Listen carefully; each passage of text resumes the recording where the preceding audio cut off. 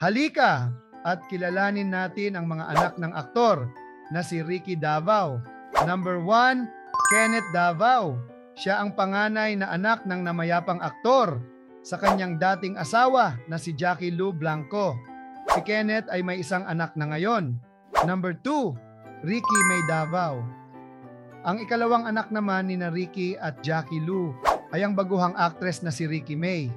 Siya ay openly lesbian at miyembro ng LGBTQ community. Number 3, Ara Davao. Ang maganda at kilalang actress naman ang bunsong anak ng dating mag-asawang Ricky at Jackie Lou. Si Ara ay graduate ng kursong Interdisciplinary Studies sa Ateneo. Number 4, Justine Davao. Siya naman ang pinakabunsong anak ng magaling na aktor. Si Justin o mas kilala sa palayaw na Teddy ay anak ni Ricky sa pangalawa nitong partner na si Cheryl Singzon.